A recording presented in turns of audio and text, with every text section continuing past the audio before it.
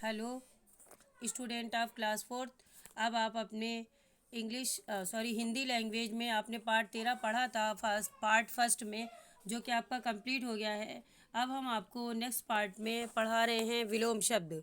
ठीक है, ये विलोम शब्द आपको याद करने हैं, आपको अच्छे से पढ़ना है। देखिए हम पढ़ के बता रहे हैं। ज्ञान का ज्ञान, जल का थल, धूप का छाँव, पूरब का पश्चिम, आकाश का धरती, सौभाग्य का दुर्भाग्य, गुण का दोष, आस्तिक का नास्तिक, हर्ष का विषाद, प्रातः का साय, साय यानी शाम, हल्का का भारी, प्रशंसा का निंदा, जय का पराजय, उल्टा का सीधा, मित्र का शत्रु, रात का दिन, क्षमा का दंड, वीर का कायर, विष का अमृत और विशेष का सामान्य, पास का दूर, आय का व्यय और उपकार का अपकार।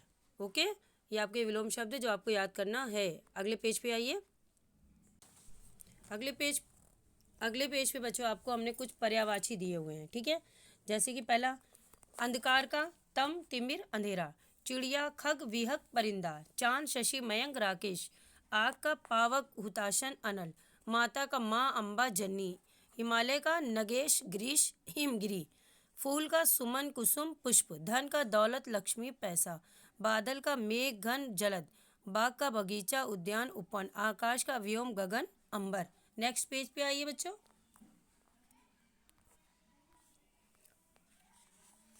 ठीक है बच्चों, यहाँ पर हम आपको बताएंगे वाक्यांश के लिए एक शब्द, बड़ा सा वाक्यांश होगा और उसके लिए एक शब्द है। वर्ष में एक बार होने वाले को क्या कहेंगे? वार्षिक। महीने में एक बार होने वाले को मासिक। सप्ताह में एक बार होने वाला साप्ताहिक। दोपहर के बाद का समय अपराह्न। जिसे गुप्त रखा जाए गोपनीय। जिसे पास धन ना हो निर्धन। बहुत बोलने वाला वाचाल। जो किसी से ना डरे निडर। जो खूब परिश्रम करे परिश्रमी। जो नया जन्मा हो नवजात। जो आलस करता हो आलसी। अच्छे आचरण वाला सदाचारी। नेक्स्ट पेज पे आइए बच्चों।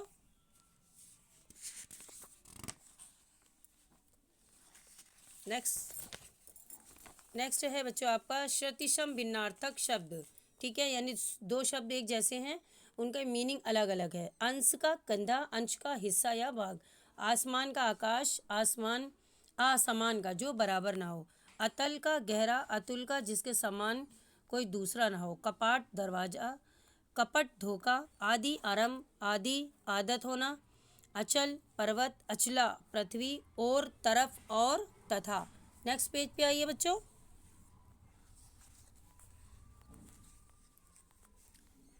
नेक्स्ट पेज पर आपको हम कुछ मुहावरे दे रहे हैं, वो देखिए। चल बसना यानी मर जाना, हमारे पड़ोसी बहुत कम उम्र में चल बसे।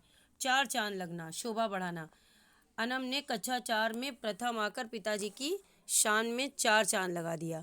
कमर कसना, तैयार होना। ऋषा ने अच्छे नंबर लाने के लिए कमर कस ली।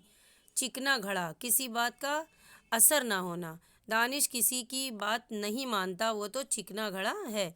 गड़े मुर्दे उखाड़ना यानी कि बीती बातों को बार बार कहना। ठीक है बच्चों, गड़े मुर्दे उखाड़ कर रोने से कुछ नहीं होता। अब अगले पेज पर आइए।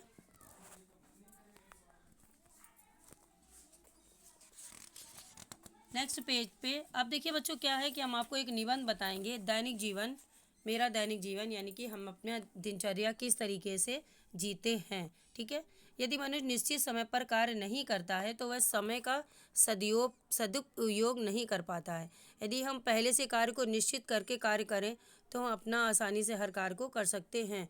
इसलिए हमें प्रतिदिन यानी रोज निश्चित कार्यक्रम का एक नियम बनाना चाहिए और उसी के अनुसार अपना कार्य करना चाहिए। ठीक है, मैं प्रातः 6 बजे सोकर उठता हूँ।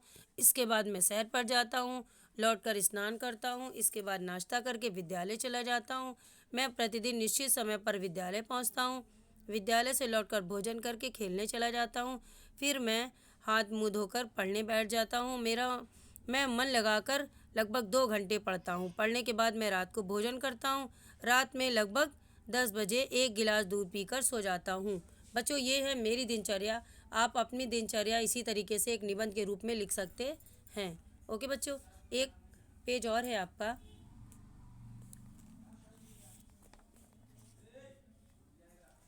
जो है पिताजी से पैसे मंगाने के लिए पत्र, जो से मतलब आपको पत्र लिखने को दिया है हमने, उसको आप कैसे लिखेंगे। देखिए, पहले लिखेंगे छात्रावास, फिर लिखेंगे सक्सेस एजुकेशन सेंटर, फिर दिनांक यानी तारीख डालेंगे, उसी दिन की तारीख डालेंगे जब आप लिख रहे होंगे। फिर आप लिखेंगे पूज्य पिताजी सादर चरण स्पर्श।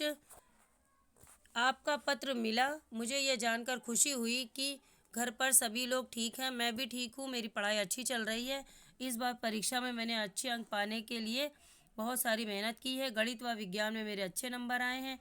मुझे कुछ किताबें मंगानी हैं, आप मुझे 500 रुपये डाक द्वारा भेज दीजिए। माता जी को सादर चरण स्पर्श और छोटी बहन को प्यार, आपका प्रिय पुत्र। अब बेटा यहाँ पर आप अपना नेम राइट कर दीजिए, यानी अपना नाम लिख दीजिए।